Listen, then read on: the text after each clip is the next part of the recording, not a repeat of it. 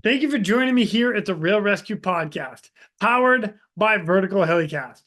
When you get a chance, go to verticalhelicast.com to check out the entire Vertical Podcast Network, Hangar Z, the Helicopter Podcast, and all of the Vertical MRO podcasts. As always, let's give a quick shout out to our sponsors. Axness, their mission, wireless intercom. Check them out at axness.com. Onboard systems, hoist and winch. When lives are on the line, proven performance means everything. Check them out at onboardsystems.com. Switlick Survival Products, manufacturing the highest quality safety and survival products for aviation, marine, and military markets. Check them out at switlick.com. And of course, the Real ResQ Store. Get all your swag to help support this podcast at therealrescuestore.com. Now, coming up next, it is always a true pleasure for me to have a fellow finned brother join me on this podcast. The stories that are coming up next that you're about to hear throughout his career are absolutely incredible. Please welcome our next guest and his stories, United States Coast Guard rescue swimmer number 111, Mr. John Green. My name is Jason Quinn. I am United States Coast Guard rescue swimmer number 500. These are my rescues and rescues from those of us that put our lives on the line every day so others may live. This is the Real ResQ Podcast.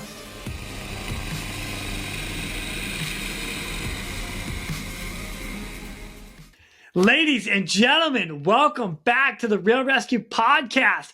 I have another United States Coast Guard rescue swimmer with me, a finned brother. I have already heard a piece of this story while we were at DCERT, and I've been jonesing to get the full version ever since then. We finally made it happen.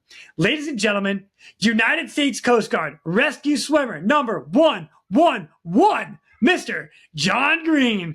What's up, my brother? Hey, how you doing, Jason? Good talking to you. Man, I am pumped that you are here. It's about time. Months I've been waiting for these stories. Months, I tell you. Yeah, sometimes it's hard to get the schedules together.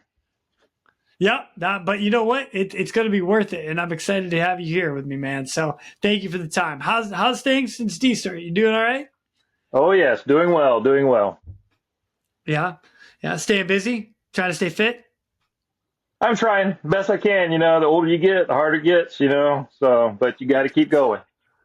I'm right? learning that as I get a little bit older. Yeah, it's actually, you know what? I'm learning as I watch my daughter kick my butt in workouts. And I'm like, oh gosh, I'm losing it.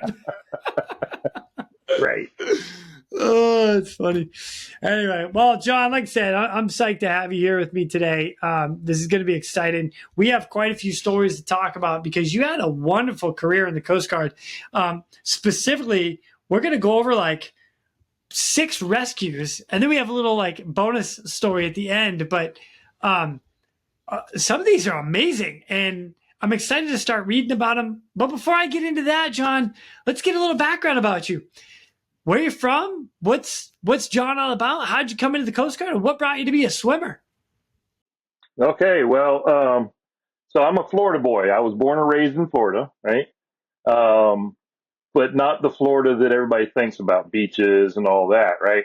I was raised in between Gainesville and Palatka, which you may know Gainesville, Florida, but you may not know where Palatka, Florida is, right?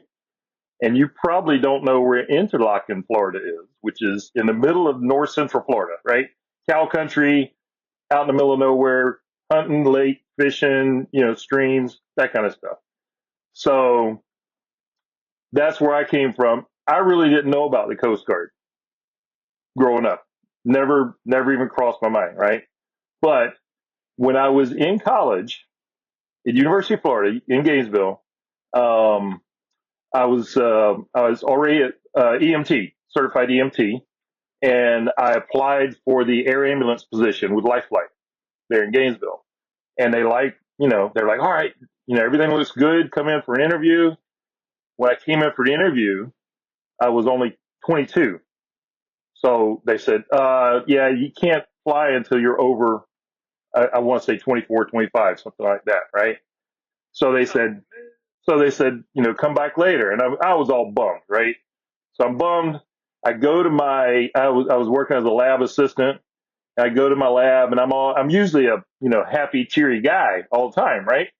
And the lab instructor, she was like, "What's wrong with you today?" And I told her, and she was like, "Oh," she said, so you want to be an air ambulance?" I was like, "Yeah." She said, "Well, and I don't remember if it's a brother-in-law or cousin, somebody is Rick Wolford, and you should call him because they just started a Coast Guard rescue swimmer program or something, right?" And she didn't really know what it was, but she said, "Hey, call him up, So I called him up. I don't know who he is. He doesn't know who I am, And he tells me about the rescue swimmer program, right? So I was like, all right. What a guy to do it. The guy. What a thug. Yeah, right? Yeah. Yeah. Girlfriend. Oh my God. Yeah, number 3, right? So anyway, so I called him up and, then I was like, all right, I want to join. Yeah, or I didn't say I wanted to join because I didn't really know what the Coast Guard was. I said, how do I apply? And he said, oh, you got to contact a recruiter like this and that, right? So contact a recruiter. They're in Jacksonville, Florida, right? And went up and signed the papers and joined the Coast Guard. And the recruiter was signing all my paperwork. He was like, all right. He said, so, I'm sure that everyone has told you not to ever volunteer for anything, right? I was like, oh, yeah. He said, I'll give you one exception. He said, about the second day in boot camp, someone's going to say, hey, is anybody playing any musical instruments? Raise your hand. You'll thank me later. He said, I'm a saxophone player, and he saw that I was a trumpet player, I was, okay, So I did go to boot camp. But, first couple of days, they're kicking your butt, yelling at you, screaming, throwing stuff, right? And so we're in there doing some paperwork, and somebody in the back of the room says, hey, anybody playing music instruments? And I was like, all right. So I raised my hand, went back, auditioned. The guy was like, yep, you're in. So I was in special ceremonial detail in boot camp, which means every weekend we're going to do a parade or something, right? Or playing. And every day I got like an hour in the band room to rehearse. It was awesome, So it was like an escape from boot camp while you're in boot camp, And they made me the bugler. So every night I had to stay in my uniform, and I was at parade rest out in front of the barracks hall, and with my bugle. And when I heard pre-taps over the loudspeaker, I was supposed to about face, march into the quad of the building, play taps, and then go to bed, right? That's my job every night. So I was out one night. Yeah, it was all right. I loved it, because you get this, you're out there peaceful, quiet, watching the skylarking, as they called it, right? Just looking at the clouds. So I'm out one night, and I'm out there with my bugle, and Senior Chief Visser was one of the company commanders. And she comes marching up to me. I mean, she marched right up to me, the bill of her hat right there, And so I snapped to attention. And she's asking me all my general orders and color of the day, all the stuff you're supposed to memorize every day, right? Yeah. So I'm answering as best I can. And I heard pre-taps on the loudspeaker. So I just spun around and marched into the quad. And I played taps. And then usually I just go to bed, but I look back out through the glass doors, and she's standing there, hand on her hip, her mouth wide open, like in total shock. She's just standing there staring at me. And I'm like, oh, crap, So I marched right back out to her, boom, right up to the brim of her hat. And I'm standing there, and she was like, what in the world just happened? And I was like, I was supposed to play taps when I heard pre-taps. And she said, did you ask for permission to be dismissed? No, ma'am, I did not. And she was like, your ass is mine. So I had intensive training with her for a couple of nights to learn Oh man. respect, right? You know.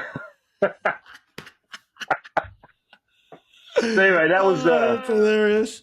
that was boot camp, and I got stationed. My first station was the Coast Guard cutter Gentian, which is decommissioned now. It was it was a black hull buoy tender, 180 foot, and North Carolina, Fort Macon, North Carolina, and so that ship was built in like 1948.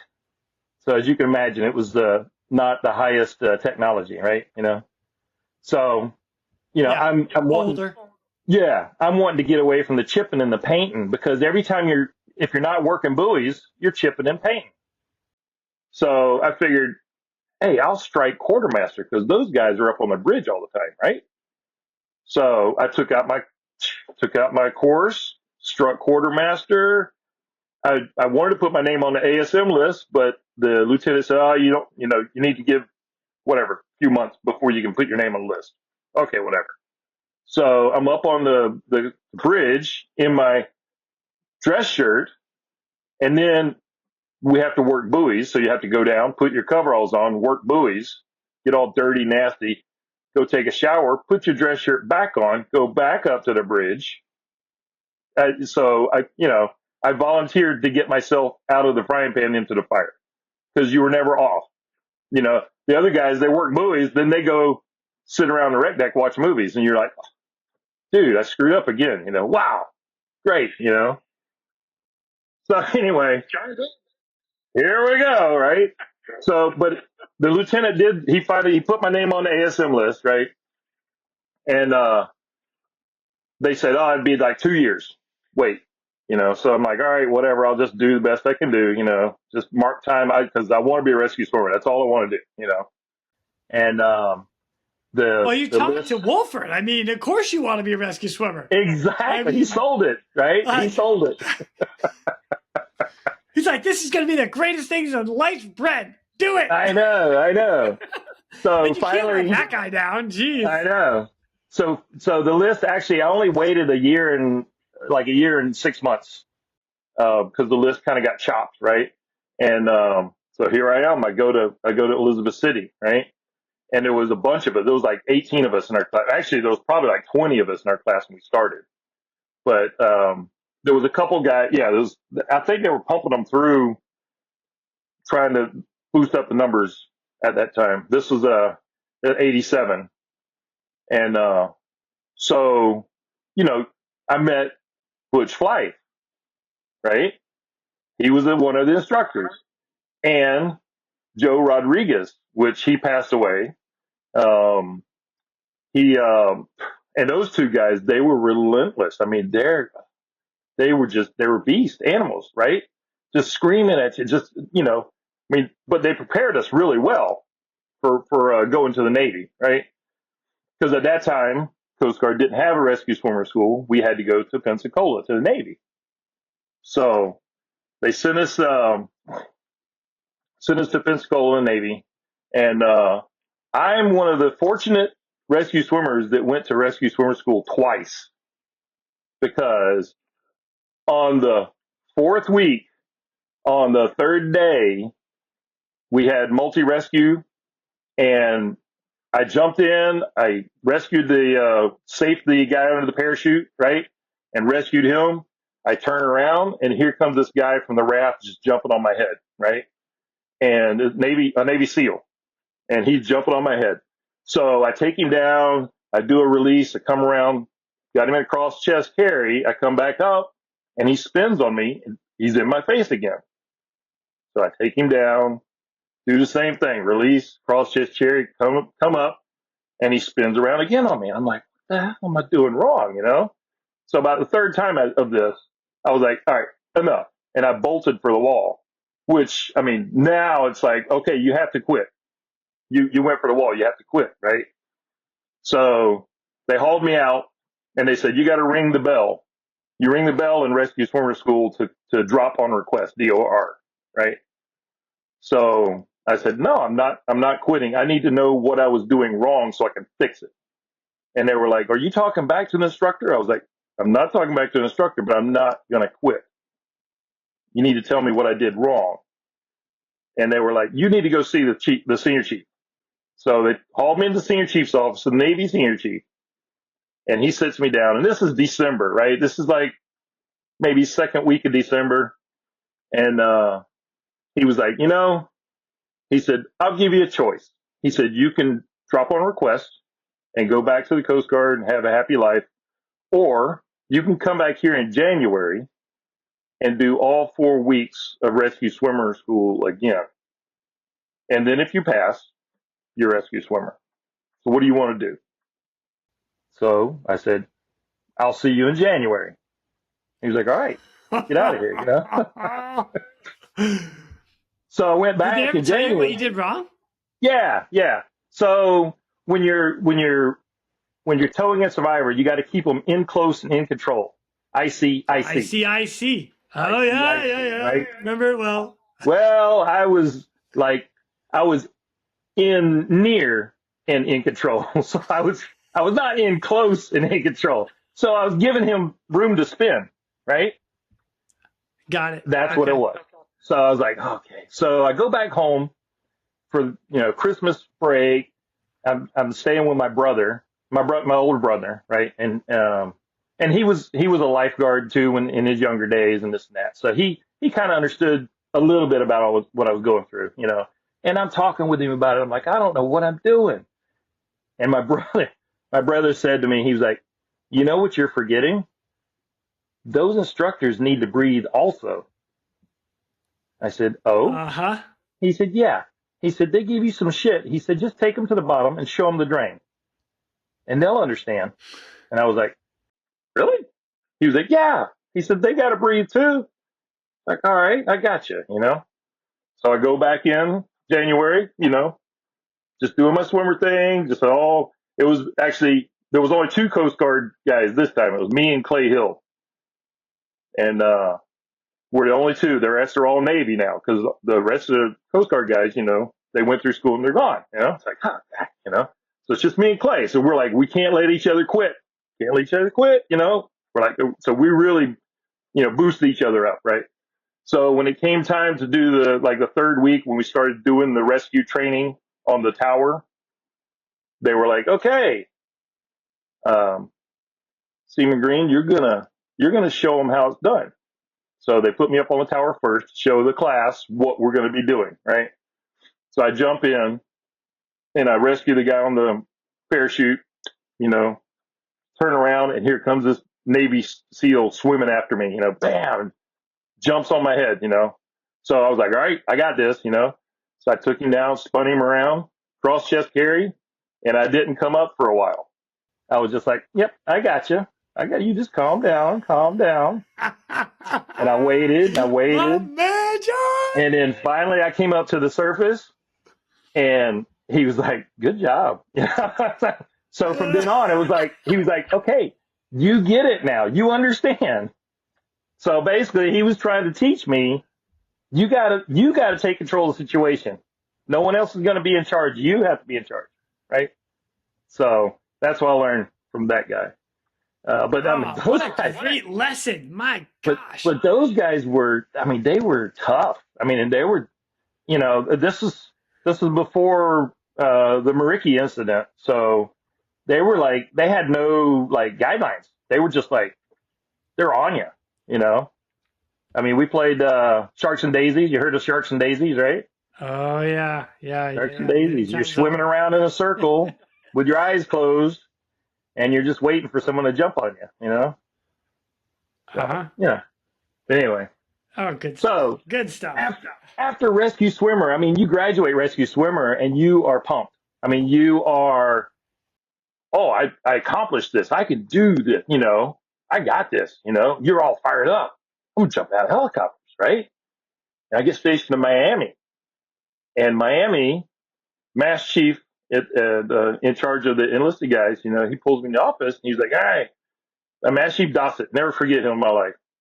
He was like, welcome aboard. He said, you need to take out your Falcon syllabus because we need drop masters. And I was like, but Master Chief, I'm a rescue swimmer. And he's like, what's a rescue swimmer?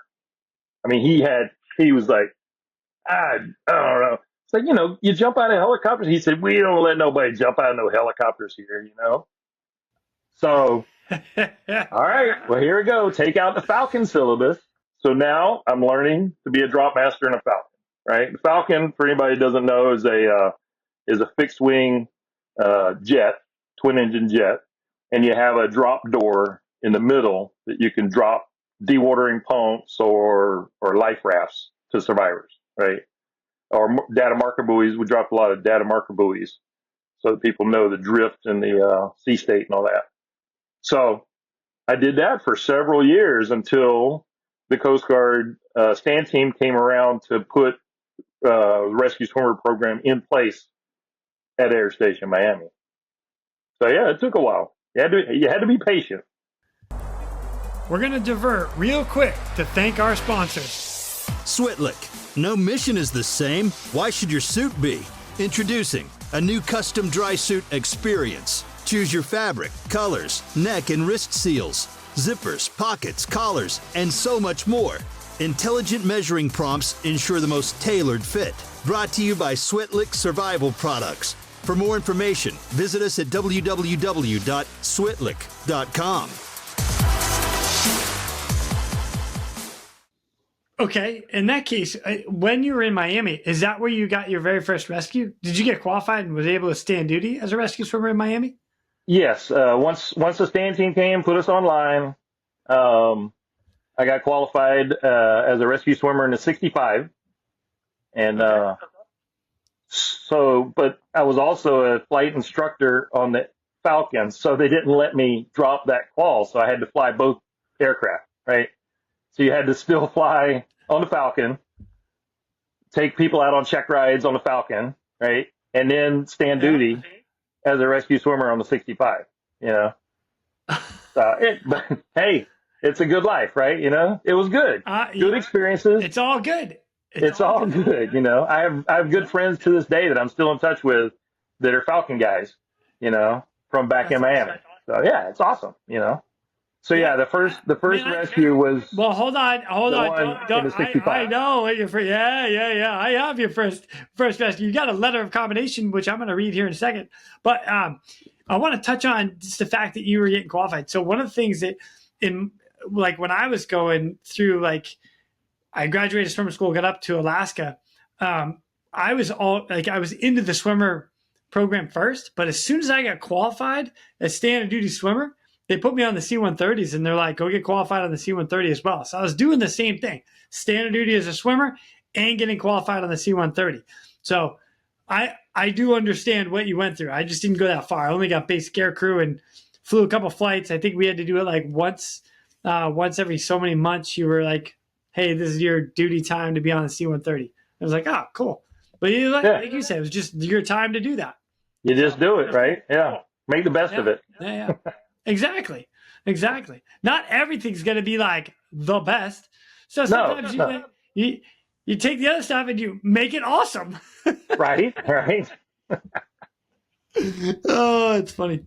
All right, so let me get into your very first rescue, which is super cool that I get to read this because you earned yourself a letter of accommodation. And we get to hear about it. So here it goes. To ASM 2 John E. Green. Letter of Accommodation.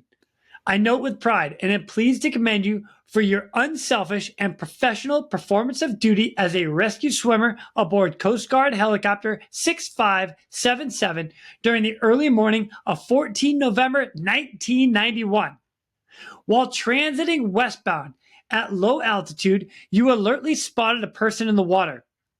Observing that the survivor of the aircraft crash appeared to be unconscious, you promptly deployed into the shark-infested waters. You determined that he was suffering from hypothermia and was totally unresponsive. Despite extreme difficulty, you maneuvered the survivor into the rescue basket for hoisting.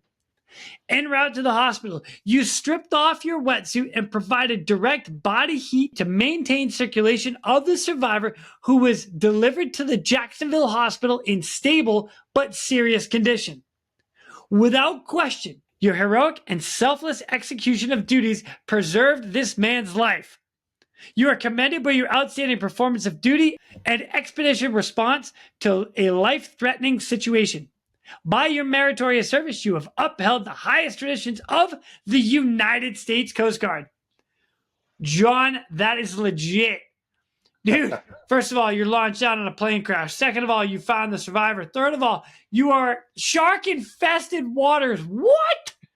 And then you get them out and body heat, like body to body to warm them up. Bro, oh, please give us the details. What happened? All right, so there was this is a private aircraft flying back from the Bahamas, and they had fallen off the radar, so they lost air traffic control lost contact with them. They didn't know where they were, so they assumed that they crashed. There was no mayday, there was no anything, right? So they called the Coast Guard, and Coast Guard sending assets to the one side of the island. I can't remember which side of the island it was, but it was Cat Island, and they were flying search patterns for like 4 or 5 days looking for these folks, right? And nothing. I mean, it's perfect conditions. It was November, so it was cool weather, cool water, but no cloud, no rain. I mean, it was great conditions, search conditions. So the day I came on duty, we got launched out to do the same search for this same aircraft in the same location. And you're flying out, and we call it boring holes in the sky, right? You're just flying a search pattern, and you're looking, you can't see anything. And one of the survivors had swam ashore and gotten the local police and said, "Hey, we keep seeing the Coast Guard fly over us. We're over here," and pointed to the other side of the island, right? So, yeah. So we're in the air, and we get a call to divert to a new search pattern, right? So SAR controllers say, "Hey, here's your new search pattern." So we fly over, and we didn't even get into our search pattern when we saw a survivor, right? So we saw him, mark, and the pilot came around, got into a low hover, and me and the flight mech, Jay Jarvie, never forget him, we're looking out, and the guy looks like a bloated body. We say, well, maybe this guy's not making it, because we're going to mark position and keep looking for other survivors. And right about the time where the pilot said, we're going to mark position and look for other survivors, both Jay Jarvie and I saw at the same time him move his arm. So we're like, hey, he's alive, right? So they said, okay, let's get ready to deploy to rescue swimmer, right? 3 taps, I'm out. I swim over to the guy, and he is stiff as a board. There's no way his arms moved at all. I mean, all of his joints are locked out, right? And I'm thinking, oh man, we just did all this and this guy's not alive, right? But I put him in a cross chest and start taking him over to the basket, but I can hear some breathing sounds. I'm like, well, maybe he is still alive, right? We'll figure out once we get to the helo. So I stuffed him in the basket. Jay pulls him up, sends the hook down for me. I get up, pull him out of the basket, and I can hear some breath sounds. I can't feel a pulse, right? Because, his body's just too cold and swollen. And can't feel a pulse. But I hear breath sounds. I'm like, well, he's breathing. So he's got to have a heartbeat, right? He's got to have a heartbeat. So I strip off my wetsuit. I throw him in the thermal recovery device. It's like a big sleeping bag, right? So I throw him in the sleeping bag. I get in the sleeping bag. We zip it up. Jay Jarvie turns on the heat in the helo, and we, haul butt for Miami. And we land at Jackson Memorial Hospital on the roof. And so I get out and I'm helping the nurses, wheel him into the elevator down to the ER. He had a core body temperature of 88 degrees. Oh, yeah. That's cold. His all the rest of his vital signs were weak, but they were there. And we're like, all right, we delivered him to the hospital. We're good. So I got back in the helo. We flew off. And it's funny that night, my sister calls me and she says, why did I see you on the news tonight in your underwear? And I was like, what? She's like, yeah, you were on the news in your underwear. I was like, no, that's our UDT shorts, right? Those UDT shorts, they're tan color, right? Oh my God. I'm going to find a picture of UDT shorts, somebody in them, and post it right now just so everybody can see what we're talking about. I know. So I was wearing my trunks. So it was all right, So I told her, and so anyway, you do your rescue, and like, you come back, you clean up, you're all good. Hey, we helped save a life. Good, great. A couple months later, you hear over the loudspeaker on the base, Elsa Green, Pet Elsa Jarvie, lay to the XO's office, and you're like, holy crap, what do we do now? Because you don't just get called to the XO's office, Right. So yeah, so we get to the XO's office, and he says, hey, I got someone that wants to say hi to you. We're like, okay. So we go into the captain's conference room, and there's a guy there, and a woman, and it's like, I don't recognize this guy from Adam's House Cat, and it was Captain Dale Hicks. And I remember the name because when we pulled him out of the water, they wanted to know who we had, pulled out. And he had a pin in his shirt. And I said, well, I think his name might be Captain Dale Hicks because he's a yacht captain, right? And he was returning back from the Bahamas from delivering a yacht. So I was like, maybe his name is Captain Dale Hicks. Well, XO introduces us, hey, this is Captain Dale Hicks and his wife, and she came over, gave us a big hug, oh, thank you very much, and they were just like, they were so thankful and so appreciative. And here he is now. I mean, he's a normal looking person with normal skin color, right? When we saw him, he was bloated and bleached out and pale. And here he's, this tan guy, So me and Jay, we get to, walk him around. We showed him the helicopter. We showed him the basket that we stuffed him into, and, of course, he doesn't remember any of it, It was awesome. It was awesome, and you never get the chance to get that, I guess, closing the loop, You meet somebody on a rescue, you rescue them, you deliver them, and then you're out. That's it. We're done. You're a nameless, anonymous person, But this was an actual connection. So it was really cool. Wow. That is super cool. And actually, I'll go even a step further with this because I do have this as well, is you actually, you got a Christmas card from them. And I'm just going to read the inside of the Christmas card here, but it was super cool. It's a wonderful write up, but and in it, like written is amen, amen. And then, dear John, because of Jesus, we have so many reasons to rejoice. Have a joyous Christmas season and an absolutely blessed New Year. And that is Captain Dale Hicks, Captain and Mrs. Dale Hicks, and family. Yeah. That is awesome. And one of the things that, I actually say here quite often is we don't do it for the awards. We don't do it for all the accolades. They're a nice get, but what the most meaningful thing that we could get as rescuers is a letter from the family saying thank you, or a Christmas card, something like that, because it just means so much. You're like, wow, we really impacted somebody's life. It's amazing. Right. So yeah, it is amazing. Yeah. That is so cool, John. Your very first rescue. Right. I can't help to think that you were like snuggled up with them in the sleeping bag. That's so kind. Oh yeah, right. Oh yeah, I didn't hear the end of that for a while. Yeah. I'm sure not. Heck, I wouldn't have let you hear the end of that for a while too. That's what we do as swimmers. That's all. That's all I'm gonna say. Yeah, that's right. That's right. So the only thing you didn't actually touch on out of that whole thing was shark-infested waters. Where did you guys see him from the air? Did they see him from the air or what? There are a lot of sharks in the Bahamas, right? We all know this when you fly, the Bahamas.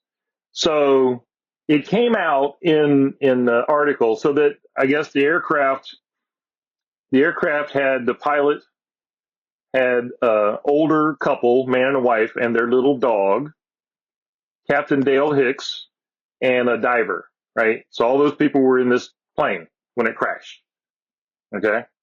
So they crashed, they're circled around, they got their life jackets on. The older gentleman passes away in the night. And the pilot of the aircraft said, "Hey, we have to push him away from us because he's going to attract a shark, So they reluctantly pushed him away, right? And then the older woman passed away the next day from exposure. And then they're like, push her away too. And now they have this little dog, right?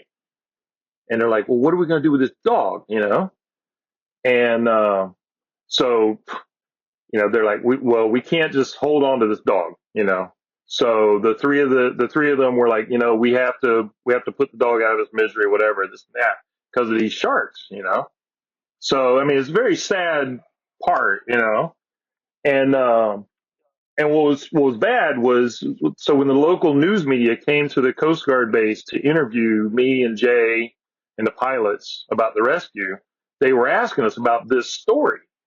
Well, we didn't know anything about that story because no one told us that part, right? That came from the survivors, from the pilot and from the diver. So I mean, we're just totally like, I'm sorry, we didn't see any sharks. We don't know anything about shark, because we didn't want to, get into this story, So when captain and officers wrote up the award, they insisted on keeping that in the award, and it's like, Shark-Infested, really? Shark-Infested water, really? I swam in Shark-Infested water my whole career. Oh man.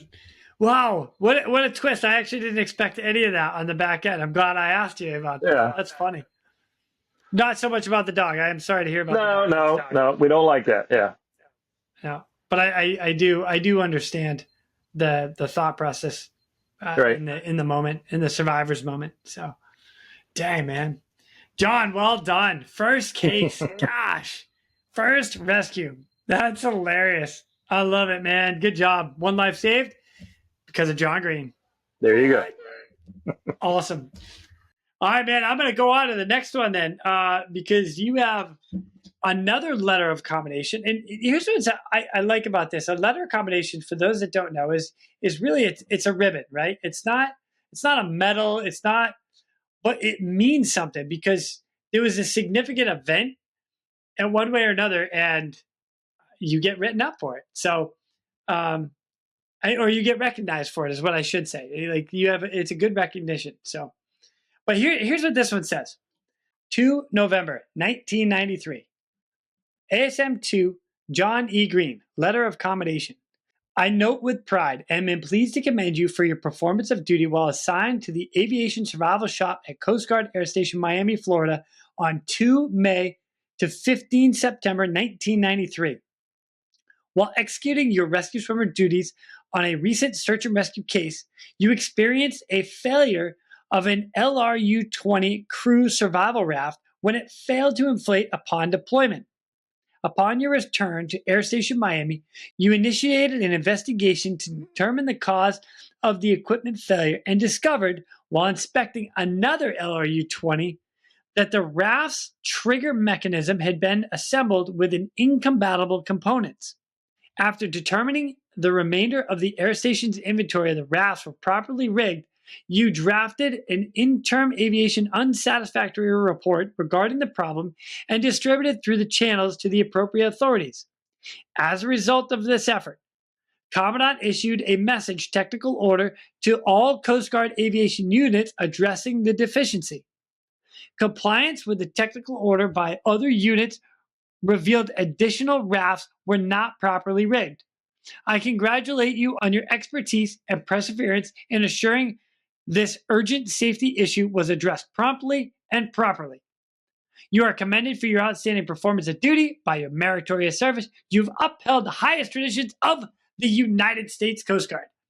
Here's what I find interesting about this.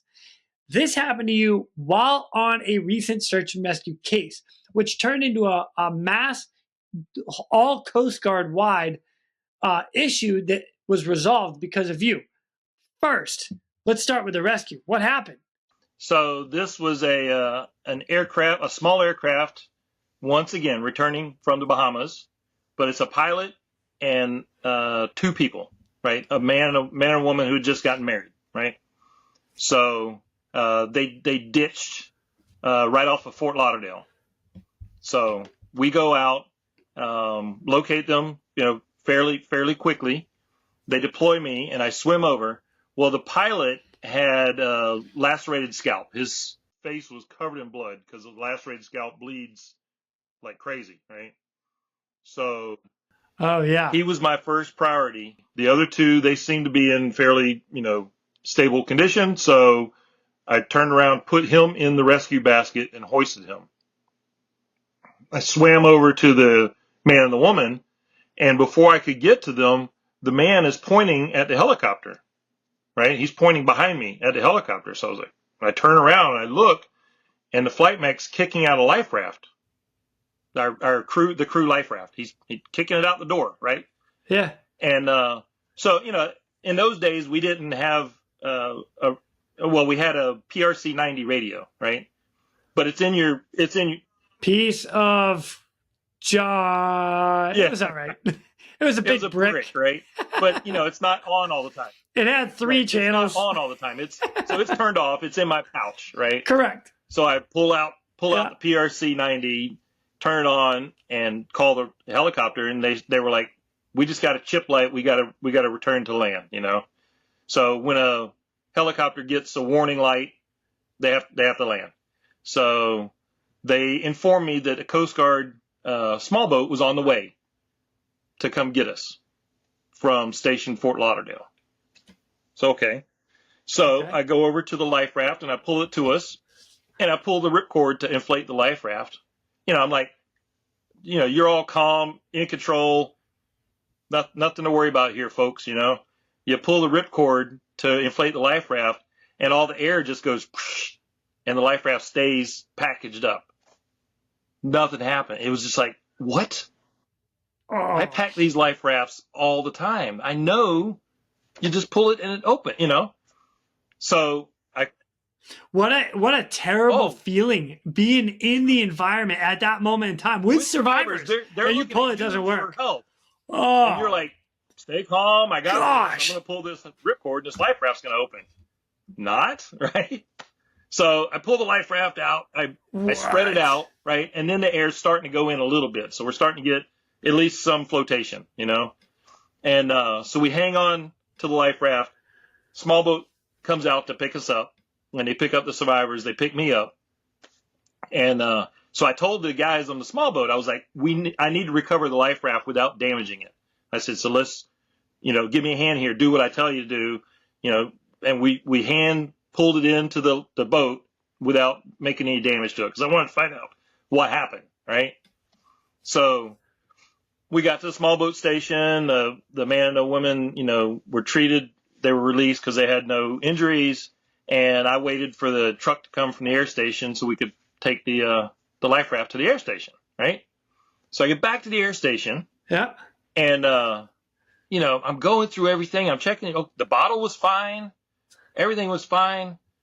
We went to install another bottle, and there was the way the bottle is released is by a bayonet fitting. It's the spring loaded, right? And it's held in place by a steel cable with a ball on it. So when you pull the ripcord, it pulls the ball out, and the spring shoves the bayonet through this metal puncture disc, and that releases the air into the life raft, right? And the pressure from... That's really good. I'm glad you still remember all that. Time ago. So the spring is supposed to have enough pressure that it keeps that bayonet fitting stuck into the bottle so the air goes into the life raft. Well, the air wanted to follow the path of least resistance, right? So the life raft is all packaged up in the container, and the spring wasn't strong enough. So the air just went right back out through the bayonet fitting, right? And didn't go in the life raft. So we compared it to a couple other bayonet fittings and found that indeed there were some springs that were larger than others, but they had the same part number. They had the same exact part number. So you wouldn't know, right? Wow. So, yeah, I mean, I'm going through this with my chief, the shop chief, and he's talking to ALSE, the ALSE guys in Elizabeth City, and they're going. Yeah, aviation life support equipment, and the main hub for all of the Coast Guard. Right, and they're going through, and so they went out to the warehouse, and they're pulling these parts and ripping them open, and they're like, holy crap, there's some of these are the wrong springs, but it's the same part number, but they were not the correct spring. They didn't have enough force to keep that bayonet fitting in place.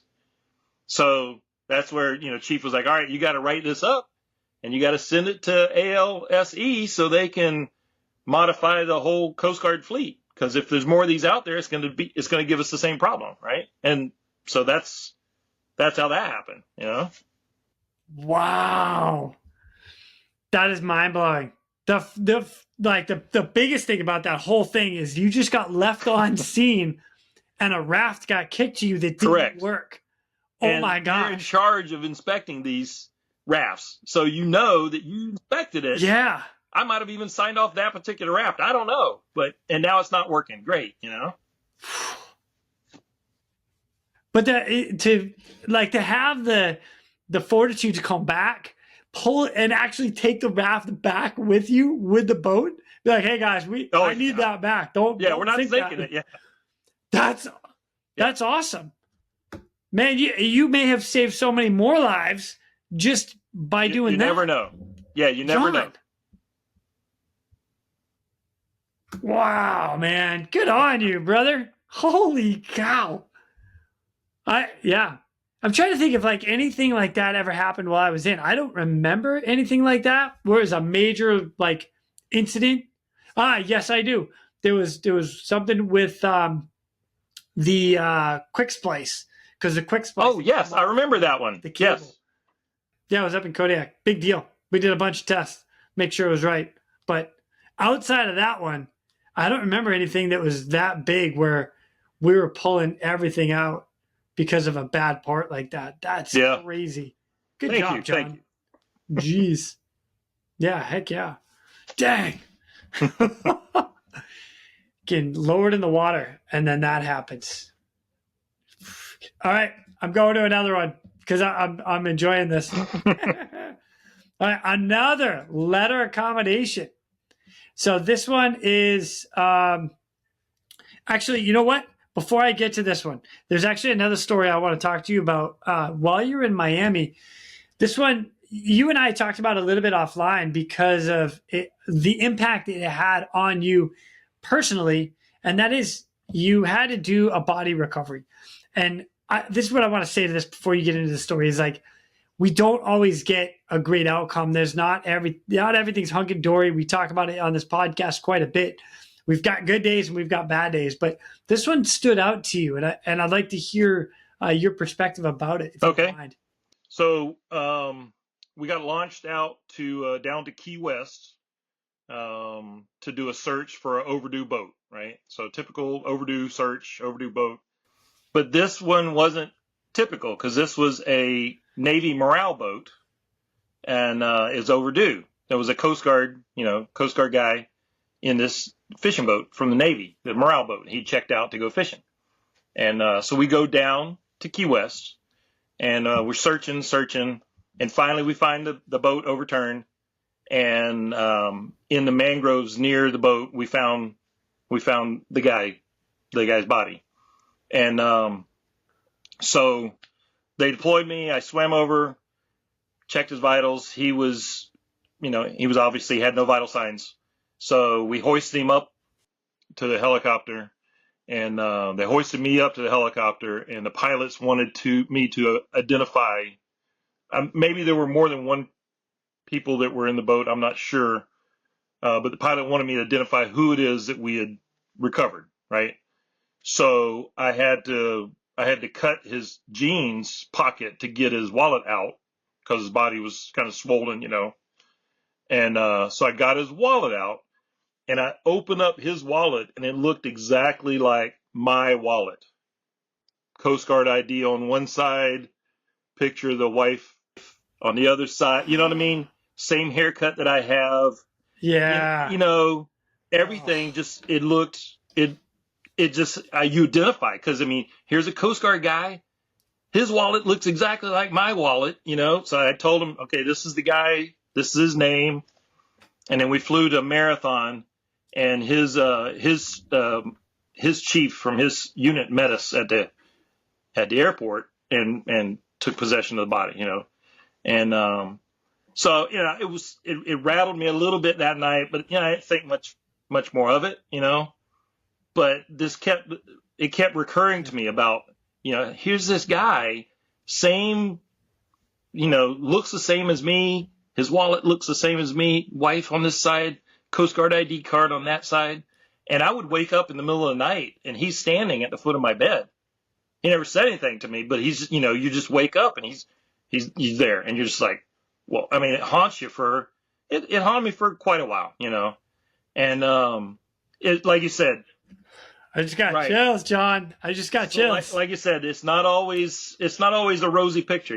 We're not always going to rescue and save them. Sometimes you can't. But you're bringing back the body recovery for the closure of the family and the closure of the unit. Because the guy's chief had to come. Right. So you identify with all. So you put it in a good place inside your head, right? Well, and for everybody else, like you said, it's a lot of closure for a lot of other people, family, unit, friends. So it means a lot to a lot of people, the fact that we do stuff like that as well. So I'm so sorry that happened to you and your crew. It's never a fun time to have it. And again, it's just like, it's some of the stuff that we deal with, some of the stuff we see. But I'll tell you what, I'm going to bring us to the next one, because the next one's a little bit of an uplifting rescue, which I thought was pretty cool. So if you're ready to go with this one, I'll hit this one. I'm ready. So 31 January 1995, to ASM-2 John E. Green, Letter of Commendation.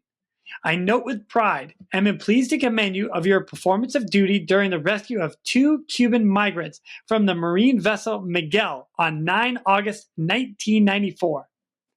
As the rescue swimmer for the Coast Guard aircraft 6509, you arrived on scene 75 miles offshore. It was a moonless evening with thunderstorms and lightning throughout the area. Once on the vessel, you evaluated the situation and skillfully coordinated the hoisting of the first migrant aboard the aircraft without incident. During the second hoist, the basket was prematurely released, causing it to fall into the 4-foot seas, completely submerging both you and the 2-year-old child. Despite the sudden shock, you remained calm throughout the entire evolution. Your heroic and quick actions resulted in the safe recovery of 2 migrants and prevented the drowning of a small child. You are commended by your outstanding performance of duty. By your meritorious service, you have upheld the highest traditions of the United States Coast Guard. Oh my God, John. These are letter of commendations. It's like there's levels, and the level here should be, I feel like it should be a little bit higher. I'm just going to throw that out there. Maybe so. 75 miles offshore. Okay. Bring us into it. What was that? Okay. So we got a call that there was a woman and a child that needed to be medevaced off of this fishing boat, right? So they lower me down to this fishing boat, and it's a Cuban migrant woman and her 2-year-old child, and all the migrants and the fishermen only spoke Spanish. I speak very few words in Spanish, right? So I was hola, cerveza, baño. Yeah, right. You know, donde está duele? The standard options, yeah. Where does it hurt? You know, so I don't know. Oh, that's pretty good. The infant had been had diarrhea and was vomiting for several days and was in a real sad shape, right? Real bad shape. So it was like, all right, we gotta medevac, you know, the infant, and you gotta medevac the mother too. I mean, you know, so the flight mech lowered me down the weight bag for the trail line, and I pulled the basket onto the gunnel of the fishing boat because there was a second deck on the fishing boat, right? So you have just a gunnel between the main deck and the second deck to deal with. So I told the crew to help me. We put the woman in the basket on the gunnel, and two guys held the basket while I held the trail line, and then the flight mech hoisted the woman off of the boat. No problem, right? The flight mech's hoisting the basket. I'm pulling back on the trail line to kind of keep it from swinging or moving, and hoist her up to the helicopter. No problem. Everything was great, you know? So I pull the trail line back down, get the basket down, told the guys, you know, hey, you're going to do the same thing, except I'm going to be in the basket with the child, right? So I'm in the basket with the child in my arms, and they pick the basket up onto the gunnel, and one guy's holding the trail line, you know, just like I showed him to. And when the hoist pulled us off the boat, all of a sudden we started skipping across the water like a stone. I mean, and we're tumbling like you're in a washing machine, right? And all I'm thinking of is this child. You know, I've got a mask and my snorkel in my mouth, but this child, right? So I'm holding the child up close to my face so I can know, you know, that he's getting air, right? And we're tumbling and all of a sudden it just got quiet. And I look around and I don't see the helicopter right away. And I thought, man, we just got sheared, right? Because they have a shear switch that the flight mech can punch, and it cuts the cable. Well, I look around and finally I see the helicopter, and it's way off in the distance, but there's a cable coming down into the water. So I'm thinking, well, if the cable's still attached to the helicopter, I'm not sheared, so I just better, you know, sit tight and be patient. So I'm just being patient. Slowly the helicopter's moving over me, and the flight mech pulls us up in the cable, okay? Pulls us up to the door, gets us into the door, and I hand the woman her baby, right? And I go to get out of the basket, and the flight mech grabs me by my shoulder, and he yells to me. He's like, "Don't say a freaking word till we land. Do you understand?" And I'm thinking, what did I do, you know? Why? What are you yelling at me for, right? What? Why are you yelling at me, man? I'm just like, okay. I just along for the ride, dude. So I'm like, okay, screw it. I'm not even going to put on my headset. So I left my headset off, right? And I'm just dealing with the woman and her child until we land, you know?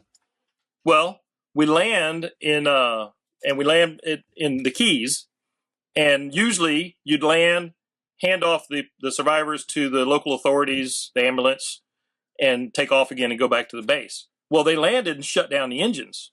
I was like, whoa, that's strange, you know? So I helped the migrants go into the ambulance, and I come back to the helicopter, and the flight mech's, he's looking at me, and he has this really weird look on his face, you know? I was like, so I walk up to him, and I was like, dude, what just happened? He was like, dude, we almost crashed. I was like, what do you mean we almost crashed? He said, well, the aircraft commander got vertigo during the hoist. And he said, when the aircraft commander, the guy who's actually flying the plane, when he calls, I got vertigo, he lets go of the controls. And in the backup, the co-pilot who's monitoring the controls takes over, right? Well, he took over, but he like put it in a dive and a roll and just went crazy, you know? And so the flight mech sees that he yanks us off the boat and sees that we're skipping through the water.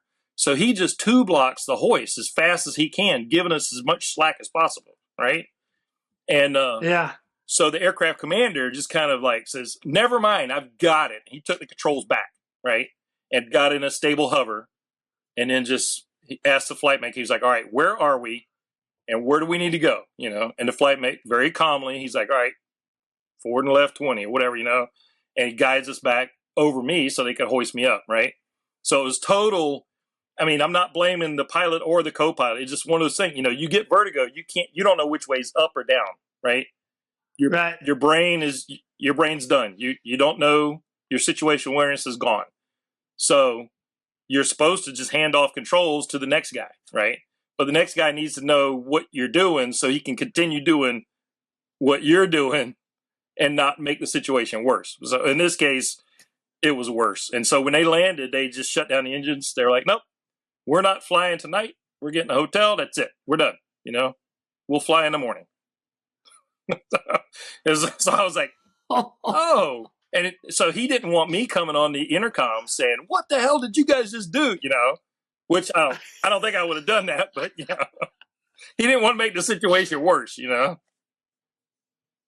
Dang. Yeah. They're already feeling bad about it. Yeah, You're right? going to get on there. What are you freaking guys doing up front? Jeez, oh man, I thought you knew how to fly. I can see that. Lock it up, petty officer. Oh, sorry, sir. Oh my gosh. Wow. Man, what a night. What a jeez. Yeah, right. You know what? On that write-up, that it makes a little more sense with why they put like a moonless night on there. Yeah, because the pilot had no visual reference, you know. Yeah, nothing. Yeah, nothing. With thunder and lightning in the area. That's it. Yeah, gosh. And if you can't tell which way's up or down, you know, you're in a world of hurt. So. Oh man. Dang, John. Holy cow. And this is just Miami. That's just Miami, right? Nothing happens in Miami, right? Right. Here's what's I think the funniest thing about everything that we just talked about Miami is that you reported and the Master Chief is like, what's a swimmer? You're not jumping out of my helicopters? Exactly. Right. Here, Master Chief, hold my beer. Watch this. Oh, gosh. That's crazy. Yeah. Dang, John. Wow. Man, good for you. Good for you. And you know what? Good on the pilots for saving the aircraft and squaring that away. And like for the flight mechanic. Oh, to spit the cable out. Yeah. Oh, he totally saved the day. Yeah. Yeah. Solid work on that guy's end right there. Right. That's legit. You know, we don't say it enough. Like it is a full team effort, and that flight mechanic is doing a bomb job making sure that everything is running smoothly between aircraft and us in the water. They do an amazing job. They do. They really do. Oh, it's incredible. All right, John. So the greatest part about this is you have another letter of commendation in New Orleans. And what's funny to me is that we went LOC for your first rescue, LOC for your like third rescue that you remember, or your second rescue, an LOC for the fourth rescue, and now this one. Like you're having a trend here, John. I'm just gonna throw that out there. But this is great. So if you don't mind, I'm gonna read this one because you end up like going out twice in one night and saving some people and some property. So here it is. 18 April 2000. To AST-1 John Green, United States Coast Guard. Letter of Commendation. I note with pride and am pleased to commend you of your performance of duty on 18 December 1999, while assigned to Coast Guard Air Station New Orleans, Louisiana. While serving as rescue swimmer aboard the 6539, your crew was launched to search for a lost hunter 35 miles northeast of New Orleans. On the final leg of the second sortie, the hunter was located stranded on the riverbank. Lacking surface support and concerned hypothermia might set in, your crew decided to hoist the hunter. The helicopter's position over a narrow river, coupled with 60-foot trees in all directions and pitch blackness, made the hoisting extremely challenging. In 2 swift evolutions, you were deployed and expertly recovered the stranded hunter. Later that same evening, Coast Guard Helicopter 6539 was diverted to investigate a strobe light outside the mouth of the Mississippi and to assist a tug and barge taking on water 16 miles northeast of New Orleans.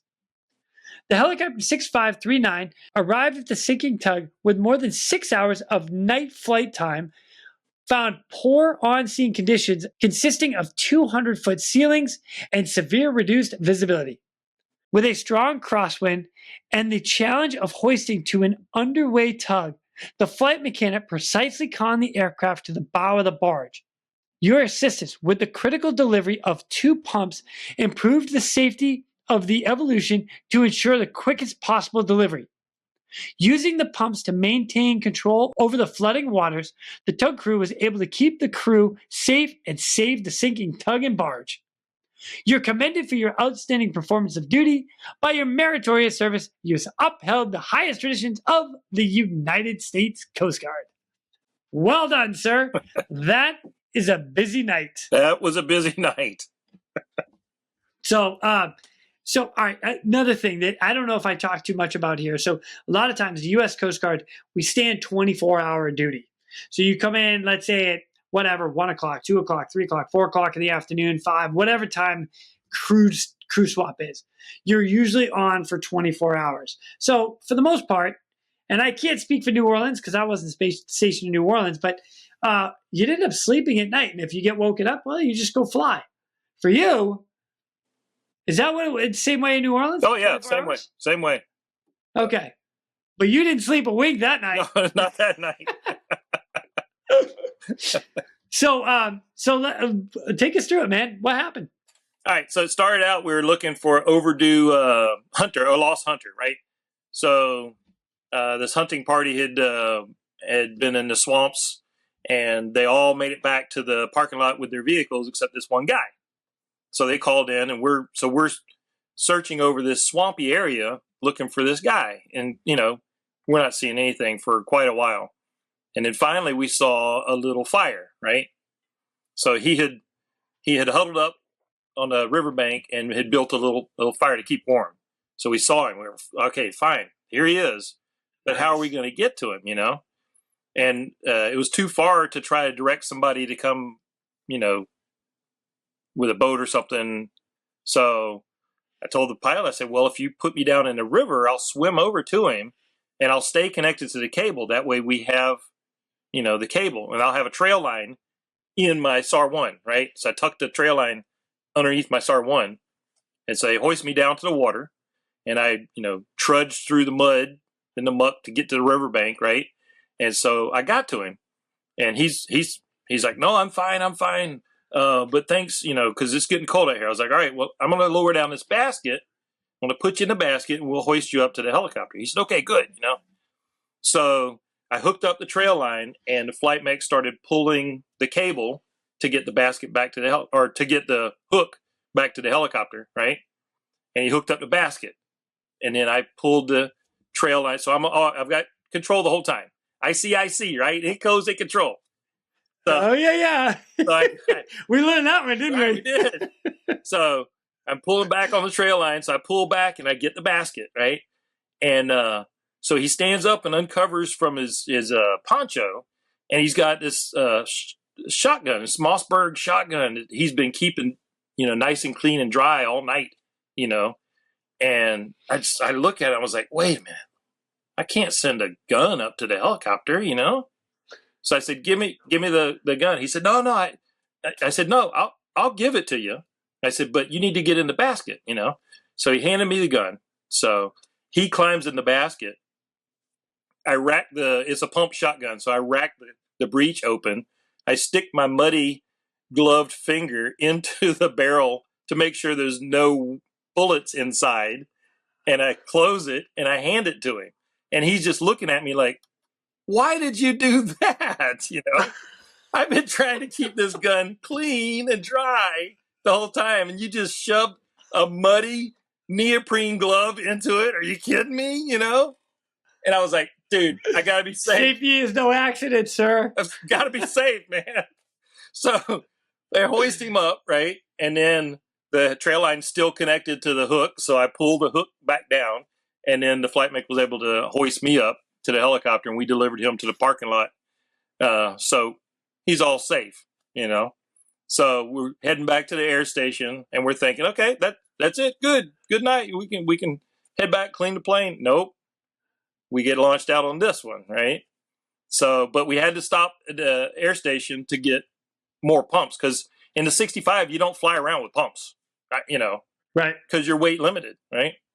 So they were talking about this tug and barge, you know, sinking.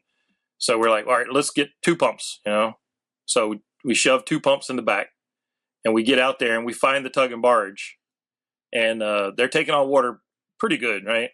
So they, you know, we hoist down 1 pump, and then we hoist down the second pump to the bow, and the guys are monkeying around with this thing and monkeying around with it and monkeying around. I mean, they're just like, it's like, guys, it's so easy to us that work with these pumps all the time, right?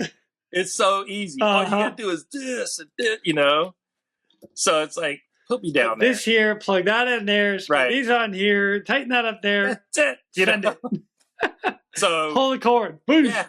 So they put me down there, get it hooked up, open up both pumps, you know, they're work. I mean, first pull, boom, they start up, you know, and yeah, and here first you go. pull. That's what I'm talking about, pull. John.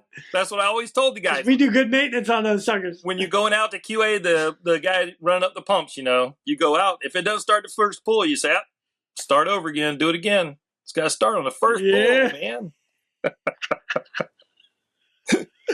Oh, that's great. But yeah, so I mean, and that was typical. See, in New Orleans, we did. I mean, we were 911 basically, because a lot of the places you can't get to quickly by land, you know.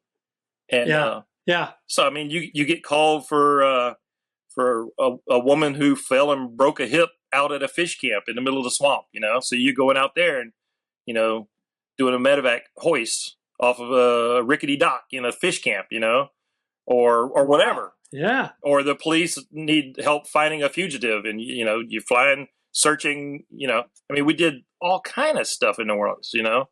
We flew a lot. You got a lot of flight time when you're in New Orleans.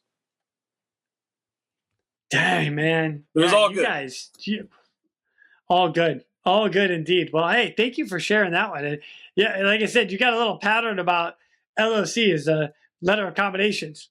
A lot of stars. A lot of stars. Yeah, a lot of stars. A lot of stars. That was until this one that we're going to be talking about right now. We're going to divert real quick to thank our sponsor. Axnis. The Axnis PNG wireless ICS system delivers cutting-edge wireless ICS technology to any aircraft as a fully integrated system or as a carry-on, carry-off mobile base station. The PNG wireless system is the right solution for any mission. You earned yourself a distinguished flying cross. A little bit more than a letter of commendation. So first of all, congratulations on earning that, my friend. Well done. Thank you. Well done indeed. This is the story that I was jonesing to hear about. Again, you gave me a brief version while we were at DCERT, and I was just chomping at the bit to hear the full story. So I am so excited to hear it right now. Let me get into the reading, and then you get to walk us through it. I'm pumped. You ready? Yeah. Okay. Citation to accompany the award of the Distinguished Flying Cross to John E. Green, Aviation Survival Technician, First Class, United States Coast Guard. Petty Officer Green is cited for extraordinary achievement while participating in aerial flight on the night of 5 July 2000, while serving as rescue swimmer aboard Coast Guard helicopter 6539. He displayed exceptional fortitude during an entire rescue evolution of 51 people from a burning oil rig. Upon arrival on scene, the aircrew realized the oil rig was ablaze. The rescue ladder was blocked by fire, and an immediate evacuation of the crew was required. Pedafsa Green displayed uncommon courage in volunteering to remain on the rig to manage the evacuation. When it appeared that the only way off the rig was by helicopter, he resourcefully suggested the evacuation of personnel to the awaiting crew boat by using the rig's crane. He simultaneously coordinated the movement of the crane and the aircraft's approach to the landing pad with a handheld radio.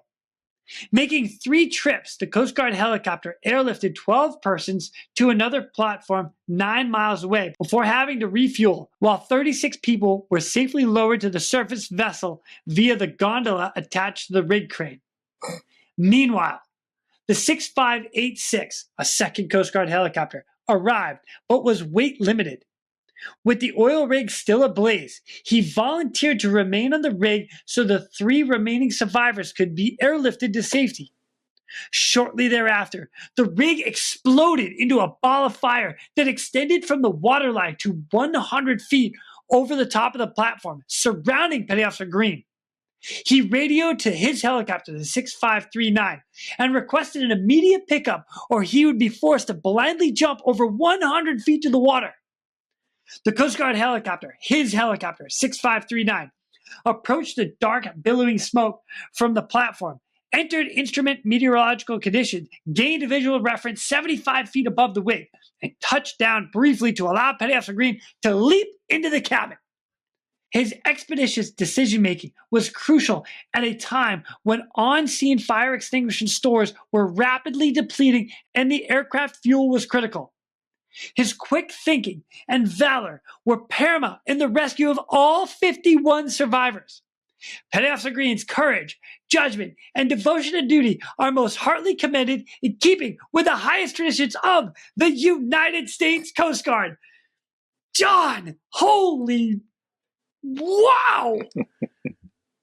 Bro!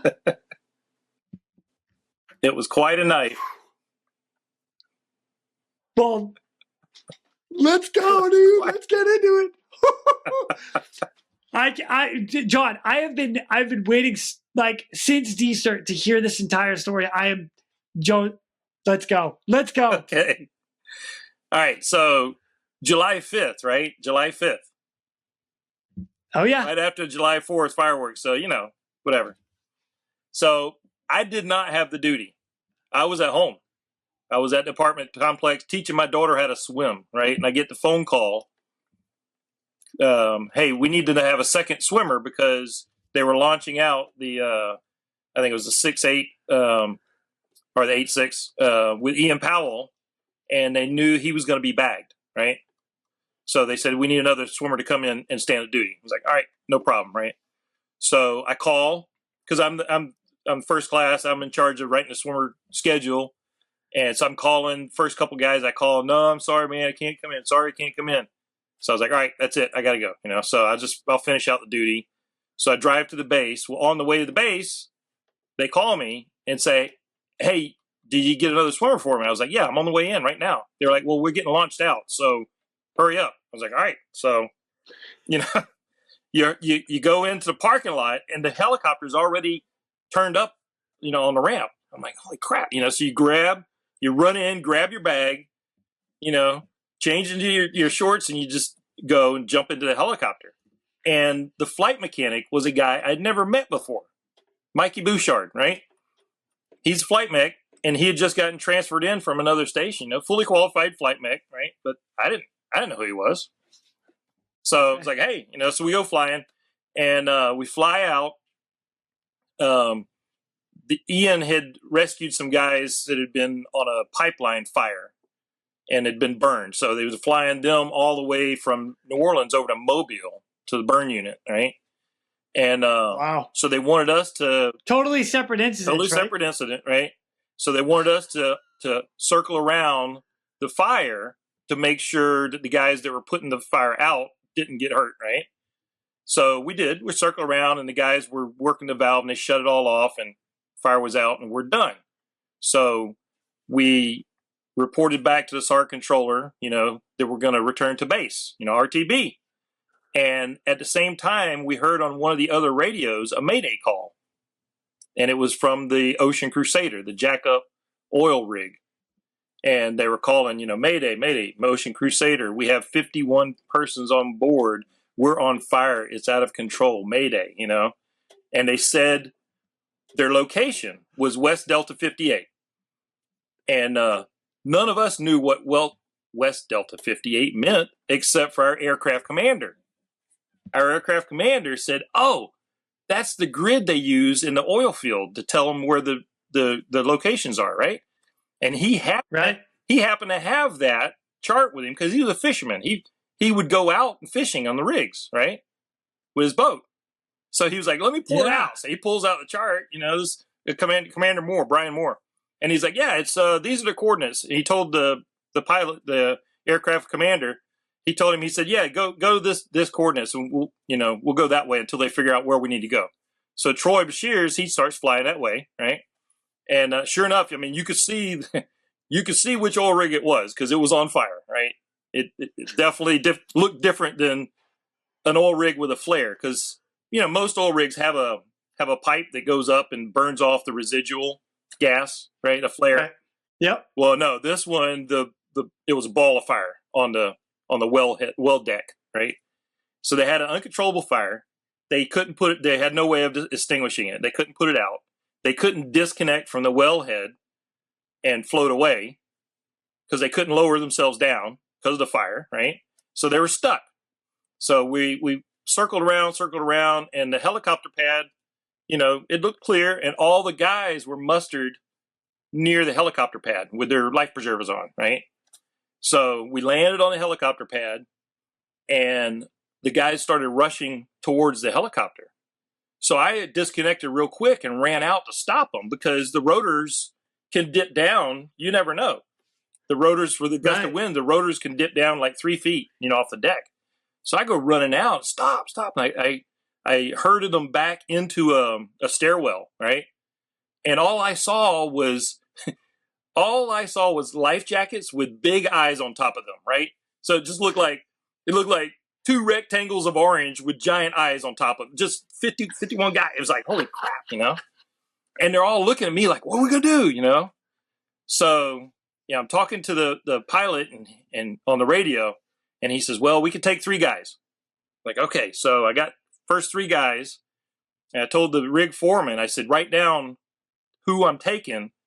That way we know that we accounted for everybody. He was like, okay, I got it, So he wrote them down. I took them into the helicopter, and I plugged into the ICS, and the pilot said, hey, he said, we don't have room for anybody else. We just have these 3 guys. And I said, well, if I stay behind and get the next group ready, you can take a 4th guy, right? He was like, yeah, you sure you want to stay behind? I was like, yeah, because I can have the guys calm and ready for the next helicopter trip, He was like, all right, So yeah. I brought one more guy, put him on the helicopter, and they took off. So I got the next 4 guys ready, The foreman wrote down their names. Okay, we got these 4 guys. The helicopter lands. I take those 4 guys, shove them in the helicopter. I come back out, and the helicopter takes off. And then I hear on the radio, because now we have a VHF radio with our rescue swimmer gear because we don't have the PRC-90 anymore, right? So we have a real radio. We've upgraded. Yeah. So I hear that there's a surface vessel coming, the Madeline McCall. Is there any way we can help? And I said, yeah, can you, I looked to the foreman and I said, does that crane work? And he said, yes, the crane's working. I said, can I get the crane operator to lower guys down to the boat? And he said, yeah, we could do that, So the crane operator runs up to the crane, and they have this device that's called a Billy Pugh net. I don't know if you ever heard that term, right? Billy Pugh net. Oh, yeah. So they actually call it something different in the award. In the award, it's called a gondola. A gondola. And I was like, yeah, it's not really a gondola. It's a Billy Pugh. And I'll tell you what, to make sure, I'll have a picture up right here to show what the Billy Pugh is. Okay. Yeah. Anyway. So the crane operator, hoists, 4 guys down at a time down to this vessel. that's down, below the helideck, And mind you, there's still a fire going on the wellhead. The wellhead's still on fire. It hasn't gone out. It's still burning bright, But I'm focused in on what the job I have to do, right? I have to get these guys ready to get them on the crane, hoist the crane down to the boat. Oh, here comes a helicopter. I got to get the crane out of the way so the helicopter can land, put 4 guys in the helicopter. They take off, get the crane back, hoist those guys down to the boat. I mean, I'm busy, right? I got stuff. I'm doing stuff, right? So, right. So it's working like clockwork. We're getting all these guys off of this rig. It's really good. We get down to finally the foreman says, all right, I'm going to go on this next boat ride. It's just going to be you and the crane operator. Can the helicopter, take? I was like, sure, that's fine. Awesome. So he said, well, the crane operator is going to have to turn off the electrical power to the rig. So the lights are going to go off, just to let you know. All the lights are going to go off because we don't want firefighters to have to worry about electricity when they come. I was like, okay, fine. Right. Makes sense. So yeah. Crane operator starts turning off lights. It's starting to get, all the lights around the rig are going off. And he comes up to the helicopter pad where I'm standing, and he's got a cup of coffee. I was like, where'd you get the coffee? He was like, oh, it's in the office here. You want a cup? I was like, sure, why not? We have nothing better to do right now. We can't get off of this rig, right? So the crane's shut down. The helicopter's not there. You gotta enjoy a good cup of Joe. Let's come on. So I go in to the office. Mind you, the helicopter had already called me and said they were shutting down to refuel, right? And they knew that they were picking up me and the crane operator when they come back. So they shut down for fuel. So I go in, get a cup of coffee, and I see these 2 very large men in the control room flipping switches and doing stuff, right? So I said, who are those guys? He said, oh, that's a contractor. Some. And I said, are they staying on the rig? He said, oh, no, they need to come off too. And I said, well, that's a problem. He said, why? I said, because the helicopter's getting fuel thinking they've only got 2 people to pick up. And now there's 4 of us, And he said, well, can't you just call them and tell them?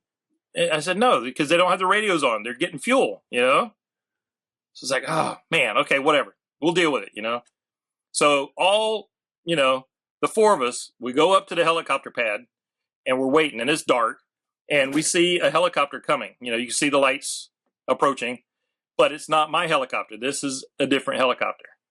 So this is the one that Ian was on, and they had gone to Mobile, right? Now they're coming back. They're going to lend a hand, So they come in and they make their first landing on the helicopter pad, and we take in the 3 guys, and the pilot says, I can't take all these people.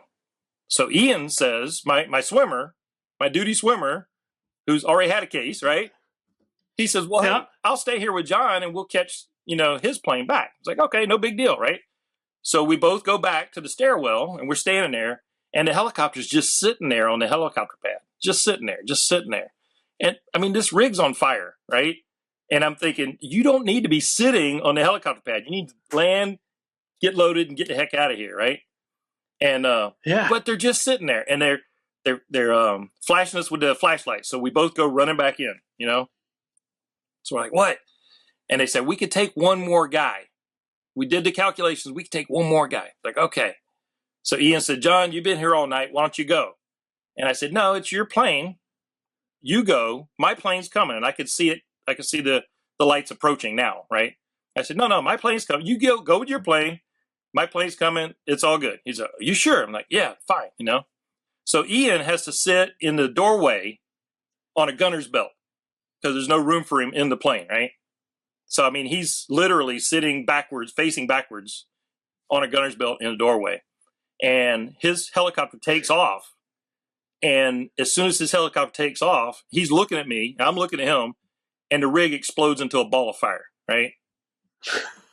And the ball of fire reached down to the water. So it was like 120 feet of ball of fire. I mean, it was huge, right?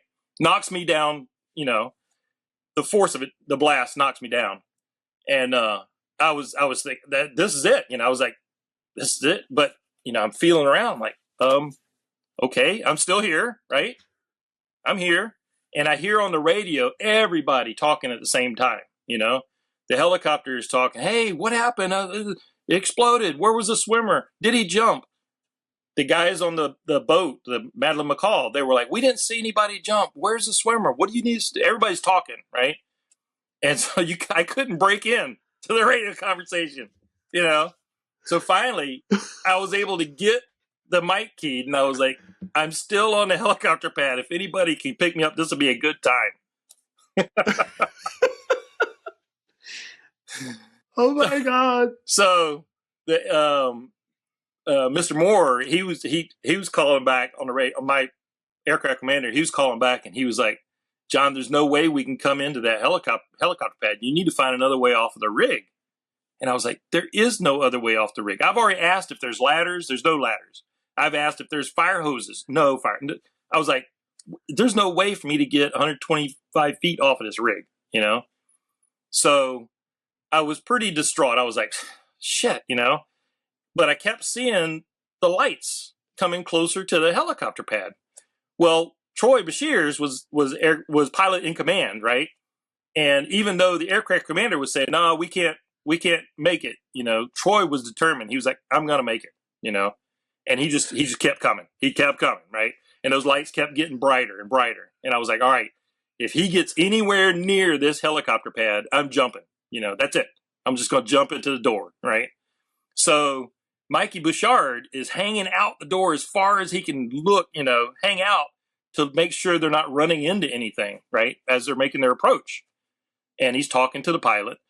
And they come down, and I just took a running start, and I jumped into the plane. Right between Mike's arm and the pipe, I was like, boom, I was in, And Mikey's like, he's in, up, up, up, up, So Troy he yanked all the collective and full power and just took off, right? So we made it out of there and landed. The first bit of land was like a helicopter pad for the offshore industry, right? Out in the middle of the swamp. Okay. And we just landed and shut down because every alarm had gone off on the rotor system. The helicopter was like, do not fly, land immediately, So we landed and we're just like, did that really just happen, But we got 51 guys off of this rig and no injuries. It was amazing. It was incredible. We just, for days we were like, did that really happen? It was crazy, John, that is incredible. Oh, wow. Wow. Bro, you're a badass, man. Holy cow. That is awesome. That is awesome. Not even your duty day. Not even my duty day. And you know what? You gave the opportunity to a couple of the other guys in the shop. Hey, we need a guy. You want to go in? No. Okay, I got it. Dude. It happens, man. That is insane. That, you know what? Well done to you and the entire crew, both crews, and Ian, I know Ian is a good friend of mine. Like for him to offer to sit on the rig for a little bit so you can go home or take off. Like that's the kind of guy he is. Oh, definitely. And it's just, oh my gosh. John, wow. Bro, thank you for sharing that story with me. You're welcome. You know what? It was just as good the second time around, just so you know. Good. And I'm going to give a shout out to you even more because of this rescue. And you and your crew, you got mentioned in Martha Kotite's book, So Others May Live. You got mentioned in Jerry Hoover's book, Brotherhood of the Fin. You were mentioned in Reader's Digest, along with Men's Health magazine. Yeah, Men's Health Journal, yeah. Like, this story this was an epic story. So, like, you and your crew did an amazing job. 51 people got pulled off. Yeah, and it was rig exploded with you on it. Oh my God! And it was definitely, I mean, the entire crew. It couldn't have happened without the efforts of every member of the entire crew. 100%. Yeah. Yep. Wow, man. Wow. Great job, John. Thanks. Great job. Heck yeah. Jeez. Dude, I love it. I love what we do so much. It's ridiculous. Yes. So, yeah. Wow. Man, thank you so much for sharing that story with me. I really, really appreciate it. That's awesome. I know, like, so for everybody out there that doesn't know this, so the U.S. Coast Guard, when you have an incident like this, they do a after action report. Is that pretty accurate to call it that, Yeah. John? All right. So in the after action report, this one was like 2.5 pages. Like, it was super long, with all the details of this entire rescue, and just incredible. And then there's in aviation history, you can find it there. Like, there's so many places this story is written, and we just got to hear it firsthand. John, I'm stoked, man. I'm totally stoked. Good on you. You and the entire crew. Really, really incredible. And it feels like it happened just yesterday, really. You know? Well, I'm so grateful. Thank you again so much for sharing that story. Incredible job. We're not done there, though. I'm going to touch on one more, unless you want to touch on anything else with that in particular rescue, because I know that was a whirlwind, and you and your crew earned quite a bit of recognition for that. So much deserved, I might add. Yeah. Well, I'm still in contact with Troy Bashirs, the pilot in command. I mean, we, wonderful. Yeah, we meet, once or twice a year at a football game. He's a big LSU fan. I'm a big Gator fan. So when the LSU and Florida play, we try to hook up and see each other, have a beer, and we Facebook message each other all the time. It's a close bond, because if it weren't for him really trying to make it to that helicopter pad, I don't know what I would have done, It is a long way from the helicopter pad to the water. Yeah. I bet I've stood on enough rigs that I know. Not a good option. No. My goodness. I'll tell you what, the next time you talk to him, please let him know that I would love to hear his story. I'd love to hear his side of that story. Okay. What was going on in his head. Yeah. Oh, that'd be awesome. That'd be awesome. Again, John, that was the absolutely incredible job to you and your entire crew. Hats off to you guys, going above and beyond the call of duty. That story just will not get old for me. I promise you that. That's incredible. So again, well done. Well done to you and your crew. So we're going to divert real quick to thank our sponsors. Whether your mission is saving lives or servicing high-value assets, Onboard Systems hoist stays ready to assist. Features such as single point payout reduce the potential for hoist-induced load swings, enhancing overall safety. For more information, go to hoist-winch.onboardsystems.com. I've got one more funny thing that I want to go over, because you did earn a last letter of commendation for you being in a jazz band. That's true. Oh, I love it. So let me read this one. And then it's which I really think is kind of funny. It's going to close this whole podcast out based on the way we started it. So you started in band camp. Band Coast Guard camp, and in the band and boot camp, and now here it is, many years later, 2002, and you're in the band again, marching in Mardi Gras. So here it is, letter of commendation. This is February 14th, 2002. To AST2 John E. Green, United States Coast Guard. Letter of commendation. I note with pride and am pleased to commend you of your performance of duty as a member of the 8th Coast Guard District Mardi Gras Jazz Band from 16 February 2001 to 27 February 2001. Composed entirely of volunteers, the Jazz Band represented the Coast Guard with remarkable vitality, color, and spirit in 9 extremely high-profile Mardi Gras parades. Your participation in the City of New Orleans' premier culture celebration strengthened Coast Guard ties to the community and projected the Coast Guard's image, logo, and mission to millions of parade spectators. The band's success reflects great personal dedication, genuine talent, and long hours of preparation by its members. The quality of the music and the enthusiasm in which it was delivered enhanced the Coast Guard's reputation in the city with a rich musical heritage that bills itself as the birthplace of jazz. You are commended by your outstanding performance of duty, by your meritorious service. You have upheld the highest traditions of the United States Coast Guard. And I love it, dude. That's incredible. And again, kind of a nice way to kind of close this podcast out. So, how did that all come about? I have to ask. Believe it or not, it came out of an air show, right?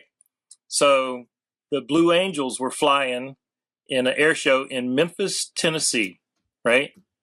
And so the Coast Guard, we had to go stand SAR duty sort of nearby in case there was a air mishap. So during the day when we're practicing or when they're doing their performances, we're in a helicopter, engines running, and we're in the airfield somewhere, right? Just parked, right? So we're just talking about whatever you talk about, because you're just doing nothing, Well, the aircraft commander was a drummer. So it's like, oh, drummer, yeah, I play trumpet. Oh, wow. And we start talking about this and that. And we both mentioned that, last year at Mardi Gras, there was a Coast Guard float, and it looked like a Coast Guard cutter with a helicopter on back, right? And it goes through these Mardi Gras parades.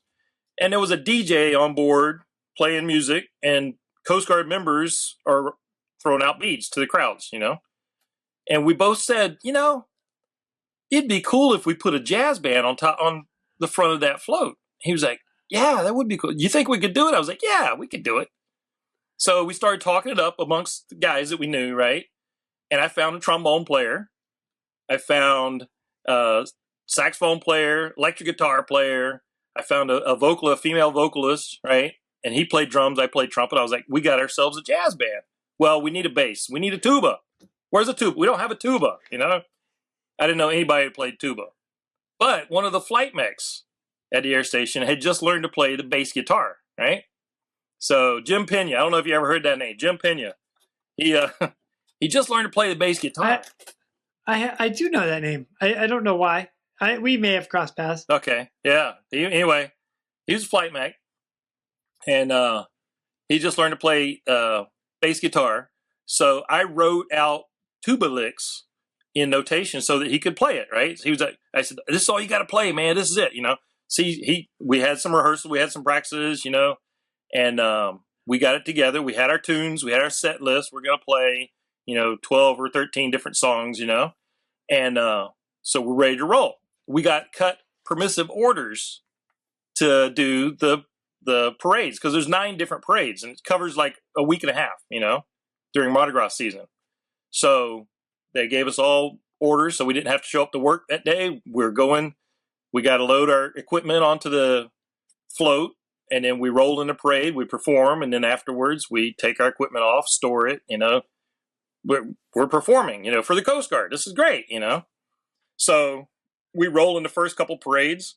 Everything's great. Everyone's loving it. Some of the guys on the base, they're like, hey, do you guys need a roadie? Because we'd like to go too. We'd like to be in the parade, So like my shop chief, he's our roadie one night, and this other guy, he's our roadie another night, helping us load stuff on, riding in the parade, and then coming out. It's awesome, And then oh, that's super fun. So in one of the parades, we were told before the parade, we were like, all right, guys, this time the commandant and his wife is going to be on the float. And he's invited the commandant of the Marine Corps and his wife to accompany him. So they'll be up on top on the float. So you guys got to be on your best behavior. So we're like, we always are, But Lieutenant, the drummer, he said, yeah, but guys, we can't play this one song, We're like, why can't we play that song? Because it's Shake That Ass, The lyrics are, come on out and shake that ass, And it's over and over. She's saying this, right? And Yeah. he's like, we can't do that with the Coast Guard or the Commandant's wife on board. You know, we're like, okay, whatever. So we're in the we're rolling. We're in the parade.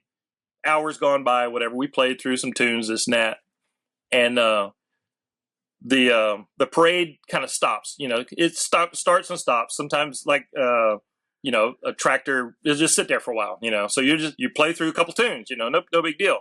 So he holds up that card, right, of that tune, and I look back at him like, "You serious?" He was like, "Yeah, why not?" You know. So we start playing it, and all the people from the side get out into the parade route in the street, and they're dancing to this song because they love this song, right? So it's the name of the song is "Do What You Wanna," right? Anyway, they love this song, so they're out there and they're dancing, they're shaking to this song, right? So you know, we finish the song, the parade keeps rolling, and later on down the parade route, the Commandant's wife comes down and taps me on the shoulder, and she's like, "Can you guys play that Shake Your Ass song again?" You know? We're like, "Yes, ma'am." No problem. Absolutely. So 1, 2, 3, 4. it. Shake that ass for me. Come on out, shake that ass for me. Shake that ass for me. It's hilarious. So we finish the parade, right? And we go to the place where we're taking off all the equipment, you know, and everybody's getting off the float, and we're disconnecting stuff and speakers and whatever. And the Commandant comes up, and he puts his hand on my shoulder, and he yells to the whole group, you know, he's like, "I really appreciate you guys coming all the way down from New London for this. You really made it special," you know. And I was like, "Sir, we're local. We're from local. I'm a rescue swimmer. That's a pilot. That's a BM3. Here's an AMT. There's an AE." And he was like, "What?" Said, "You guys aren't the Coast Guard band?" I was like, "No, sir. We're all volunteers." He was like, "That's incredible." So it was awesome, you know? Oh, that's awesome. That is awesome. Hey, well done to you guys, man. Hey, one of the cool things about this story, and the reason I wanted to bring this up, one, I think it's amazing, and two is I can totally relate to that because when I was in the honor guard in the first bit of my Coast Guard career, we were sent down to New Orleans. So it was probably us marching in front of that float that you were talking about the year before. So we went down, we ended up marching in like 7 or 8 parades. Our feet were smoked. Yes. What we're doing, we're the drill team. We're running, spinning rifles and doing all sorts of cool stuff, man. It was awesome. Right. We had a blast. So, matter of fact, I'll go even a little further with the story because this is how it ties in, right? So we're staying at the barracks on the base there where the air station is, and we end up going for a tour through the air station, and whoever the swimmer was on duty ended up getting launched out. And they're like, throwing on the wetsuit, aircraft is turning up. We're like, oh, God, I'm going to do that. That's what I want to do. So that's pretty cool. That's cool. I like it. Yeah.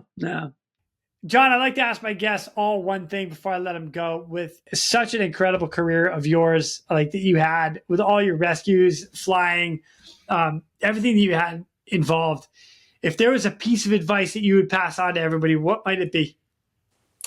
Piece of advice that I would want to pass on to everybody is, number one, don't identify yourself with the job, right? No matter what job. This goes for any job or any career, right? Yes, I was a helicopter Coast Guard Coast Guard helicopter rescue swimmer. But I was also a husband. I was a father, right? You're a brother. You're somebody's, son. You have more identity than just that. And the reason I say that is because I've had several friends in this business that once they can't do the job anymore for whatever reason, you're not physically able to, you're older, whatever, you don't have anything that you identify yourself as, right? Because you identify yourself as the job, right? So that's my one piece of advice is have an identity. Have an identity. You're a husband, you're a boyfriend, you're a son, father, whatever. Have another identity, because that's what you're going to be for the rest of your life. That's it. Right on, man. That's good advice. Thank you for that. I appreciate that one. Man, John, this has been amazing. Thank you so much for joining me today. I appreciate all your time, all these incredible stories. What a great career. Incredible. So thank you. Thank you for having me. My pleasure. And when I get down to Tampa, I'm calling you. We got to get all of us together. Go out and grab some beer. Oh, definitely. It's going to turn into another dessert. Jeez. Oh, it's good. Anyway, hey, well, thank you so much, my friend. And I look forward to seeing you very soon. Okay, will do. Nice talking with you, man. You too, brother. And with that, ladies and gentlemen, we are out of here. Go. Now, it's time for me to pull chocks and take off. But before I go, I'm always looking for the memorable rescues that people have done. If you have one that you're willing to share or know somebody who has a story, please feel free to reach out to me. I'd love to highlight it here at the Real ResQ. For everybody that is standing by for that SAR alarm, remember, those in distress are praying for a miracle. They are going to get you. So until next time, fly safe and swim hard. Thank you for joining me today here at the Real ResQ Podcast, powered by Vertical Helicast. We'd also like to say thank you to our sponsors for this episode. Axnis. The Axnis PNG wireless ICS system delivers cutting-edge wireless ICS technology to any aircraft. As a fully integrated system or as a carry-on, carry-off mobile base station, the PNG wireless system is the right solution for any mission. Whether your mission is saving lives or servicing high-value assets, Onboard Systems Hoist stays ready to assist. Features such as single-point payout reduce the potential for hoist-induced load swings, enhancing overall safety. For more information, go to hoist-winch.onboardsystems.com. And Switlik. No mission is the same. Why should your suit be? Introducing a new custom dry suit experience. Choose your fabric, colors, neck and wrist seals, zippers, pockets, collars, and so much more. Intelligent measuring prompts ensure the most tailored fit. Brought to you by Switlik Survival Products. For more information, visit us at www.switlik.com. hey, John, I got one more question for you. Okay. Hey, what's the funniest thing you ever had happen to you on a rescue swimmer training flight? Oh my God. Okay. So when I was stationed in Miami, right? During the summertime, they would stand up these aviation detachments in Michigan for the summertime because of all the boating traffic, right? They have an increased amount of boaters. So the Coast Guard would send extra helicopters and they would solicit for crew to come up to stand 2 weeks duty, so you come up, you stand 2 weeks of duty and that's it, at an aviation detachment. Right. So I'm in Miami. It's July and I'm thinking, heck yeah, I'll go up north, So I pack my swimmer gear, head off to Detroit, go over and we're standing duty over in Muskegon on Lake Michigan. Right. And, beautiful. We fly the first duty day. We go fly in, fly the colors, they said. You go up and down the beach a couple times, keep it under half an hour and then land. And then now you're just waiting, right? You're waiting for a SAR alarm, waiting for search and rescue, right? So nothing happened the first day. I was like, okay, whatever. And then you're off for 24 hours or whatever, and then you're back on. Or maybe you're off for 48 hours, you're on for 20, whatever it was, So the next time I came on for duty, the pilot said, okay, before the flight, he said, we're going to go fly the colors, but this time we're going to go down to Holland, Michigan. They're dedicating a new pier the city just built, right? So, John, we want you to jump out, swim over to the pier, and give them a little, lecture on the Coast Guard while we fly back and forth a couple times, and then jump back in and swim back out. We'll hoist you back up. I was like, sure, no problem, piece of cake, So we go down, we fly down to Holland, Michigan. I put on my 2mm shorty wetsuit from Miami, Florida. I jump out, and the air temperature is like 96 degrees. I mean, it's a warm day, right? I hit the water of Lake Michigan, and it was like 51 degrees. I thought I was going to die. I mean, it felt like needles were sticking into my skin all over the place. I couldn't hardly breathe, you know. I was like, oh my God, this is cold. I'm a Florida boy. I've never been in water this cold in my entire life, right? So I swam and swam as hard and fast as I could to get to that pier. So I got to the pier. I climbed up. I'm standing there in a 2 millimeter shorty wetsuit. And now I'm in the sun. This feels great now. So I'm talking about the Coast Guard. I gave them such a history lesson. I talked forever. I was like, I'm not going to get back in that water anytime soon. Oh, my God. So finally, it was like, all right, it's time. All right, I'll see you guys. Hopefully, I won't see you on a rescue case. I jumped in the water, swam back, and got hoisted up to the helicopter. Flew back to the hangar, and I was just like, oh, my God. I've never been that cold in my life. Oh, it was a rude awakening. Oh my God. Oh, John, that's hilarious. Oh man, thank you so much for sharing that, dude. That made my night right there. Thank you. Oh, dude, I'll see you later, brother. Okay. Oh.